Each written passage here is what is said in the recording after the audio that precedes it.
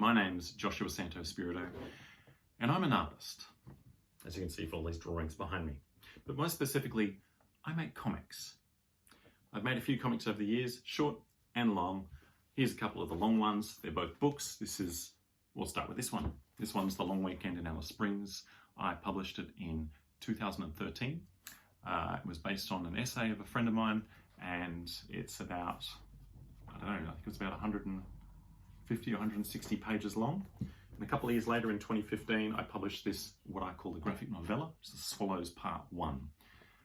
This one's about my family immigrating from Italy and migrating to the city of Melbourne, and about how all immigrants slowly weave their stories in the landscape of the cities and places that they move to, and how they become the fabric of that place. I'm currently working, 5 years later, on Swallows Part 2. And this is what it looks like at this point in time. That's about 180 pages of inked pages. I'm going to explain what that means in a second. What we're going to talk about in this video is how comics are made. There's a lot that goes behind the scenes.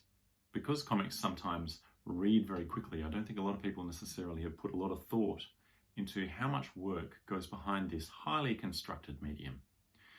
The first thing I'd like to explain is some of the stages that go into making a comic, a short or long comic. They usually start with writing, just with words. Some people just bang stuff out on a computer, some people write in and draw at the same time. I'll show you a bit about my process though. When I write, I generally do things in a Word document, but often I find that dissatisfactory. I can't quite see what it looks like, with some images, and seeing what the interplay between the words and the images are, which is ultimately what comics are all about. The interplay between the words and the images. So I start with screenplay style kind of writing, but I kind of mix it a bit with a few scripts. And then I move reasonably quickly into what some people might refer to as thumbnailing or penciling. Those words aren't the same thing. Thumbnails, as you can imagine, used to be exclusively to describe a really, really thumbnail-sized sketch of either a panel or an entire page. The only person who could probably understand their own thumbnail is the person who did it. Now, I like to get feedback from other people, so usually I don't thumbnail super small. I usually do penciling, but in a really, really super rough manner. So people can still read what is going on the page, get a sense of what the reading experience is, and potentially give me feedback as to whether it's working or not.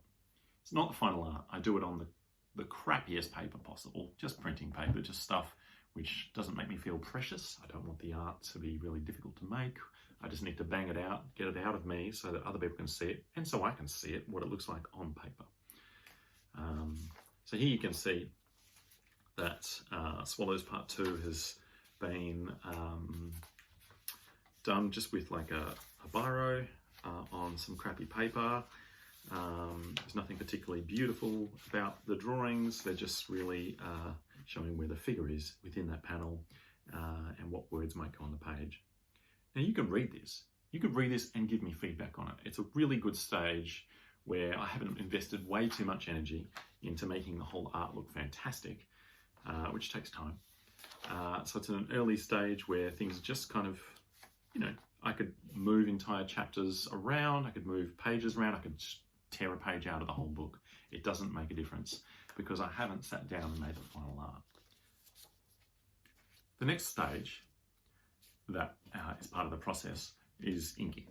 Now, I'm a fairly traditional artist. I tend to do most of the comic work on paper, whereas a lot of artists these days work digitally because it saves them time between each of these different stages. Now, I literally use ink. I use ink and little bottles of, stuff you get from the art shop. And I use a nib pen, a dip pen, and I literally draw all over the top. And what I tend to do for the Swallows Part 2 is I get this piece of crappy drawing, I stick it down on a little light box, I get some fancy paper, stick it on top, and then I just ink over the top. But I do it with a lot more care and dedication to the line to make it look good. That's pretty simple kind of way of doing it. Other people might do it slightly differently. Traditionally, people would use pencils and then ink over the top on the same sheet of paper. Many artists use things like Bristol board. For this project, I had initially thought that I wanted to ink it and then watercolor it on the same paper to give it the coloring for the final part of the process. But in the end, I've decided that I probably need to do the final stage digitally. So I'm going to scan all of these inked watercolor pages into my computer, and then on my iPad, using the Procreate app, I'm going to color it, which is the last stage. Coloring is done in all manner of ways.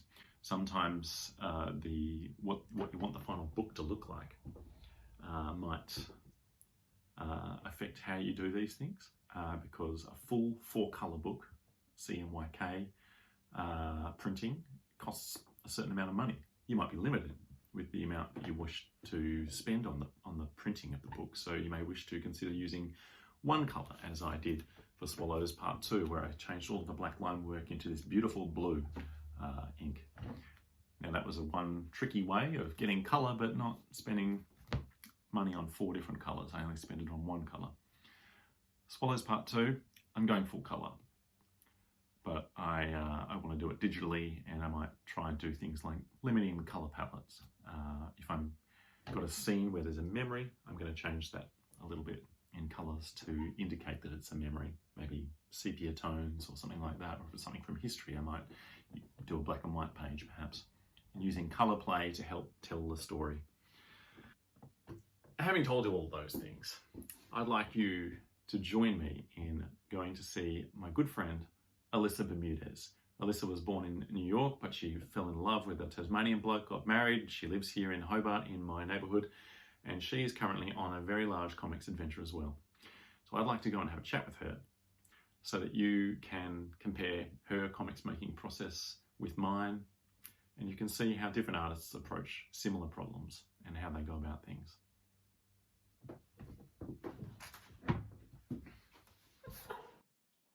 G'day, Alyssa. Hey! How you doing? I'm good, Josh. How are you? I'm well. This is Miko. It's a crazy night out there in Hobart, but I made it here all in one piece. Did you get blown away? I did. The wind is insane, but it's nice here sitting in front of your fire. And this is Miko? Yes. G'day, Miko. Alyssa, I wanted to come and talk to you about you and your making comics. Awesome. You make comics. What do you want to know? What do I want to know? Well, tell me about your comic. Well, I'm working on a 300-page or so middle grade graphic novel. It's also a memoir, and it comes out next year. 2021. But it's not. You're not working on one graphic novel, are you? No, I'm going to be working on 3 total. 3 books. 3 books. 3 books. Wow. Okay, and tell me what's the first book about? The first book is the memoir 1.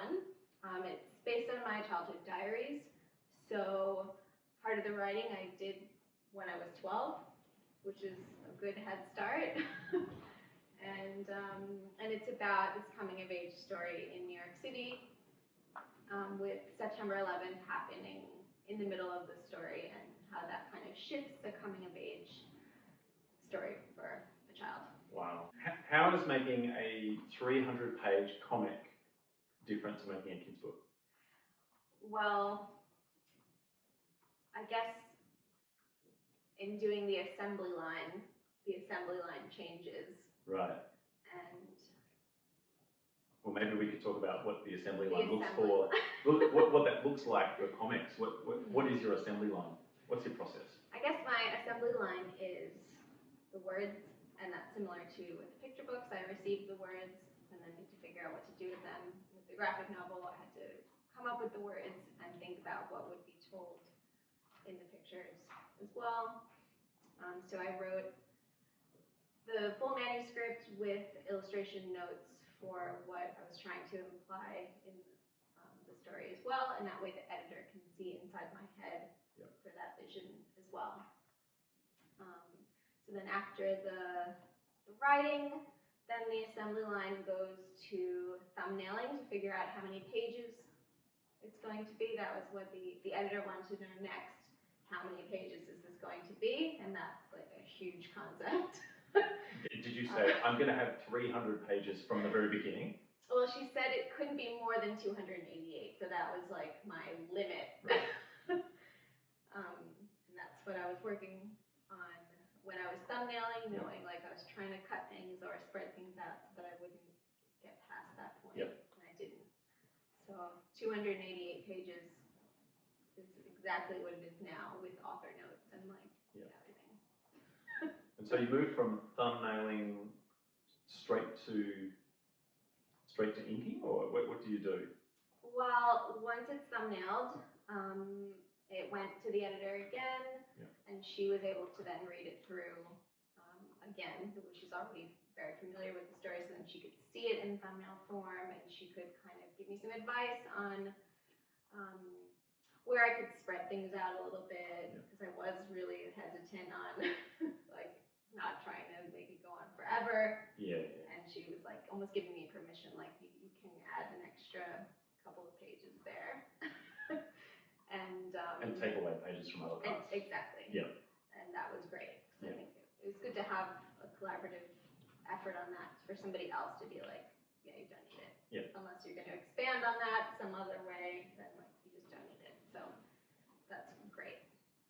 And after thumbnailing and feedback, if there was anything that she wanted to see a revise of,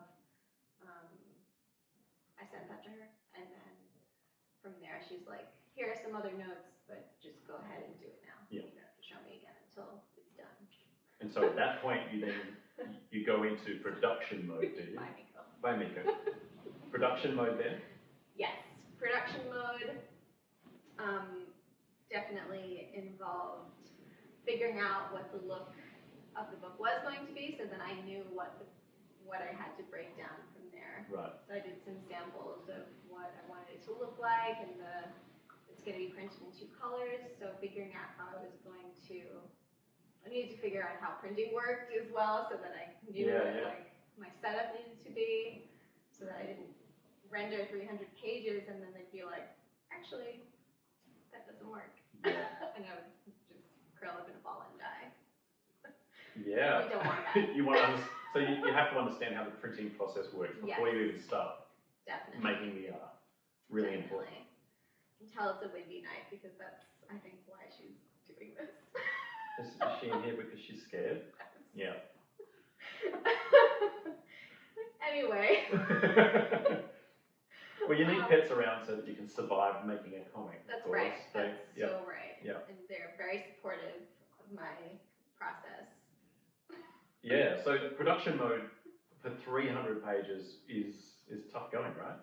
It's definitely been tougher than I expected. Yeah. I thought that once I thumbnailed, which was the hardest part for me, that everything else would come a lot easier from there. Because you'd made books before, and kids' books before. Yeah, I guess because I made kids' books before, and then I knew that I wasn't using like full rendering in color and everything. Like it was going to be flat and it was going to be simple in style, but the simple in style doesn't actually mean less time. Why is that? Why is that? What? I guess like if you just have one line describing something, it has to be the perfect line. Yeah. And that's part of it. Yeah. And adding a lot of characters multiple times, and referencing all of their outfits, making sure everything was the same. Yeah. All the kids have a different backpack, and like all those things have just been like, oh, this will take longer than I expected.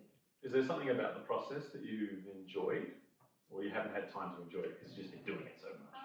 I really enjoy the coloring process because the line work is already done, and that's, I think, maybe the most difficult to just get set in stone and have it be enough where I like it enough, but also move on at the right time too. Because I could like keep going forever and add extra detail, but I don't have time. So once that decision has been made, I just have fun like coloring in the blue to go with the black. It's going to be blue and black. Blue and black. So what you're saying is that the bit with lots of decisions is quite tough going, but then once you've made those decisions, you can just enjoy art making. Definitely. Yeah. And so right now, I mean, you're a month or two off finishing your first book. Yeah. Have you left behind all the bits where you're making decisions, or are you? I have pretty much. Yeah. There's no more decisions, and with the thumbnailing and sketch process, I've already kind of gathered all the reference images that I needed, and Yeah. like all of those things are already collected, and I just need to make sure I use them where I remembered, Yeah. where I planned on using them. How is it different to making a kid's book? Is it just size? The size, and well, I haven't written a children's book yet, Sure. so the writing, the storytelling is coming entirely from me, so there's a bit more ownership in that. Yeah. And it's also a memoir about my life. There's ownership in that too, so it's an interesting, different world to be in. Yeah. Also with children's books, I'm not really going on a deeper level like that you can with middle grade, and like the emotional journey of a preteen kind of person. So it's slightly more in depth than a children's book. Yeah. A And picture book. yeah. Still for children. Well, I can't wait to read it. I mean, I will be patient though.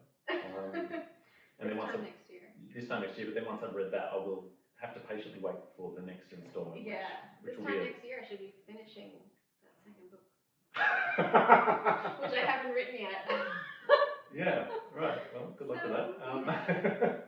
This is why I can't read anything or do anything else, because I have to just let the ideas manifest. If now that you've finished, or you're close to finishing the first book, what would you do differently for your second book? I think now that I know what to expect in the pacing of things, in storytelling, I think the thumbnail process won't be as overwhelming to me. Right. Now I feel a bit more confident making panels too, because initially I wasn't putting a lot of panels in, so I was like, I'm not a comic artist, and like, I'm a fraud, like, who am I to be using panels in a wrong way? There is no wrong way. And so, yeah, then seeing it actually, it's working, it doesn't matter if it's right or wrong, and Yeah. I think the next one would be like, just go for it. So mostly confidence is Yeah. what you think you'll change. Will anything from your actual process change? Maybe I do like to do everything in phases, so I think seeing the phases work towards the end of this current book, Yeah. figuring it all out, it will go into more short spurts of phases. Like sometimes currently I'll spend a whole day just like setting up all the files that I'm gonna work on for the next day, like, so that way I just open them, it just all flows, and the momentum isn't broken by like having to set up the file again and all of that. So your systems will be tweaked so that Yes. you can be more efficient. Is the main change? All right. Yeah. Wow. I like hearing about how other people do things. Well, I should better leave you to getting back to your art. So, but thank you for talking to me. And Thanks, it's been fun. looking forward to your book. Thank you. See you, Miko. Bye, Miko. You're leaving too. Wow. I'm back home now. The weather is completely insane out there tonight, so it's good to be home. Thank you so much for joining me on that little adventure. I hope you found it really interesting. If you'd like to know more about myself or Alyssa, just jump on our websites or our Instagrams. And I'd like to thank the Moonah Arts Centre for this opportunity. See ya. Good night.